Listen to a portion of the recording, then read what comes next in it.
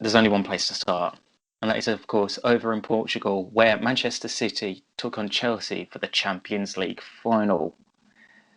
And we actually had fans at the game as well. There was, how many fans was there again? About 12,000 or so? I want to say that. I think what it was 6,000 each, but I don't think Chelsea sold that out because of Yeah, all the so stuff what that came out before. so what I can see says 14,110. Before we get into the game itself, Pep Guardiola's lineup in this, it rang many question bells, and especially after the game as well. It's just, when I saw that, I was thinking, this Chelsea aren't winning this. Man City aren't winning this. It was an unusual one. Like, I took the first glance and I didn't particularly understand too much at first. I thought it was a bit unusual that he didn't play holding midfielder, but I didn't think it was going to be that drastic. Mm. But the reaction told me about as much as I needed to know. Yeah, I mean, for those that didn't miss the lineup, were Ederson was in goal, so that's normal. Zinchenko, Diaz, Stones, and Walker as the back four. Again, that's normal, what they've done the majority of this season. Midfield three of Phil Foden, Ilkay Gundogan, and Bernardo Silva. And then a forward three of Raheem Sterling, Kevin De Bruyne, and Riyad Mahrez. Now, we spoke about it on the There is, preview show. it's in no way, shape, or form is that a bad team. Yeah. Let's just put that. It's not a bad. It's a team that you would still bet on getting very far in a competition like the Champions League.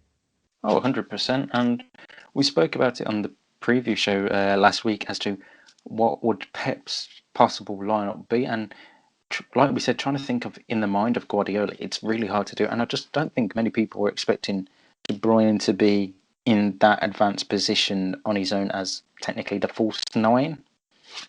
We both said we expected Gabby Jesus to start, and he did come on for De Bruyne in the second half. But yeah, it was a really strange lineup from Guardiola. And then Chelsea, on the other hand, we spoke about whether it'd be Havertz or Pulisic in the starting 11. Tuchel went with Kai Havertz instead, and it paid off, obviously. Havertz scoring the only goal of the game. Nice build-up play, but I think Ederson probably could have stayed back a little bit or came like a few seconds later. Ederson's not the main one to blame, is it? Oh yeah, I'm not blaming him for it, but Zinchenko sort of left him. yeah, He the said he walked defence through. for He's City obviously was like, really poor. yeah, it's also that why are Stones and Diaz so far away from the other defenders? Yeah, I mean that's been the problem in the past for City is the central defenders, especially under this style of play with how Guardiola does, is they can drop too far forward rather than help out the fullbacks, and that's where the mistakes can happen and creep in City's defence at times. And it was obviously case in point at the weekend. Good finish though by Havertz. I mean, he still had a lot to do. Obviously, once he got past Diaz, he had to get past Ederson in goal and still managed to score it as well. So he did, but he wasn't actually the main talking point. And that, of course, was the majestic show that N'Golo Kante put on. God, that guy. He just ran that whole midfield. This was prime Kante, just at his absolute best. This was the game where he just proved that he deserves to be remembered as one of the best midfielders, quite frankly, ever. Yeah. And I know I've said it before, he does the Makelele role of early Chelsea years, and it's only now later on, post Makelele, that people are actually slowly appreciating what he did because they didn't do it at the time. And I think Kante isn't going to fall that deep into the underappreciation. I think this game solidified people's appreciation for how great of a player he is because he absolutely ran that show. Yeah, it's funny what he does. He just takes the moments. He always just seems to know where the ball's going to go. Yeah. And just as an opposition player coming up against him, I bet that's just hard to deal with. Oh, it is. Because there's no amount of training or video watching that you can do during the week to know what you're going to do to be able to stop him. Because he will just get there. Even if you get past him, he has the speed and agility to get to the pass and intercept it or get a tackling on you if you try and dribble past him. He's just everywhere, and that is the perfect central defensive midfielder as to what you need. Oh, yeah. Just if I had one last thing on Kai Havertz, because there's no way you're not going to have me talking about that post-match. Yes. Absolutely brilliant. For the £70 million plus fee alone, that post-match interview is worth it. Yeah. There's honest thing, I too, in that moment, I'm going to tell that journalist, I could not give a fuck what you're trying to say on it. I've just won the fucking Champions League and my career is complete. Yeah. I haven't paid it. The club did. I don't give two fucks whether they spend 1p or 700 million on me. I've just won them the Champions League. And then there was another interview you may not have seen from earlier on in this season. I think it was an Italian journalist with Jorginho, and they made a bet that said if Chelsea win the Champions League, that they'll both shave their beards. And then obviously afterwards, the journalist pulled out a razor whilst he did his interview, and they both shaved off their beards. So that was absolutely class to see. Is it weird that that's the first time I heard that? So that avoided me all weekend. Yeah. Another outstanding performance as well. It has to go to Reece James at the back for Chelsea because, wow, what a game he had as well. Well, it was funny he wasn't playing completely way down after he had Raheem Sterling in his pocket all game. So. Oh, yeah. Just, we could go on Reece James, but he proved exactly why he's probably England's best right back. Yeah. I mean, if that game alone doesn't solidify his starting position against Croatia next week or week after, I don't know what needs to. But speaking of England's starting places, if Raheem Sterling is anywhere fucking near it after that play. Yeah. Oh, just so many times he's just ran with it and not even like bothered looking who's around him. For me, I wouldn't start him. Whether he, not just on that in the game space alone, of a week, we have seen almost two wingers that we're probably going to be starting with the Euros have shocking performances. Mm-hmm. It is quite frightening. Worrying. Yeah. But we all know they shouldn't be starting. Well, yeah, but we know what Gareth Southgate is like. He'll start them anyway. Yeah, but I mean, even that back, I know he wasn't technically a part of the defensive line because he was a part of playing a wing back, but the whole defence of Chelsea played really well that game as well. I mean, Rudiger, Thiago Silva, Christensen when he came on was just as good. Yeah. I mean, that was one of their most resolute defending performances yet. Yeah, they didn't look like they were going to get broken down. Yeah, they just knew what they expected. Everything. It's like a chess player knowing exactly what you're going to do the next move, and like they're already like 3-4 steps ahead of you. And it was such a credit to Thomas Tuchel for getting his tactics absolutely spot on in this game, and absolutely incredible season for them. I think I saw time to put some respect on Tommy Tuchel's name. Yeah, I think absolutely incredible. But shall we get to the other talking about, because Pep's got to take the blame on some of this, hasn't he? Before we get onto that, I just want to give Chelsea and Edouard Mendy a massive shout out here.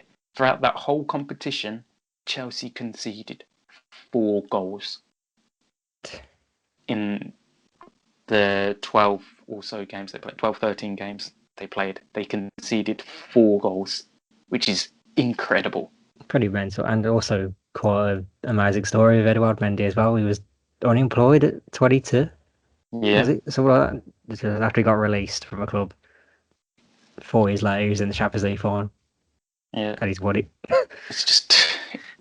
And has spoken into further why, when we did our player grading, that came out today, why he was one of Chelsea's best signings, because he just looks like absolute pennies now for what they've paid for him. He's just been so good at the back for Chelsea. Yeah. Now do we have to go on Guardiola? Yeah, Pep Guardiola. I mean, we spoke about the starting lineup and how weird that was from him, but De Bruyne, before he went off getting injured in the 60th minute, didn't really have the best of games, did he? No, none of them did. But it was one of the usual poor Champions League performances that we've seen over the years. Yeah, 100%. I mean, They just ran out of ideas. yeah, it's strange to me that not many people are questioning or putting the arguments. So, like, yes, this Chelsea team was good, but Man City were really poor in this game as well, and they don't. No one seems to be holding the players to count there. They just seem to be able to get away with it, which is quite strange. I mean, it's just so bad of a performance from them. It wasn't a case of him overthinking it, like has been going around, is it? Like not I'm not remembering too to play a sure. holding midfielder isn't an example of overthinking it. That's like underthinking. Yeah, silly result. I mean, It's not under Pep's fault sorts. that he had to resort to the tactics book of Neil Warnock with the long throws at the end. Yeah, So but I mean, again, that's another season Pep Guardiola has gone without winning the Champions League, spending however much he does spend. that was his first European final last. Is that his first one since I believe. leaving Barca? Yeah, well, he never. Yeah, because he didn't get to a European final with. This was his first European final since 2011, I Yeah, believe. when they beat Manchester United in Wembley. Is that his Mhm. last one? Yeah, which is pretty mental. Like 10 years without a Champions League final. Considering the class of players and the amount he's spent on signings is ridiculous. It was just weird watching Man City because they'd get forward every time because Chelsea was so spaced in and just well, closed everything off.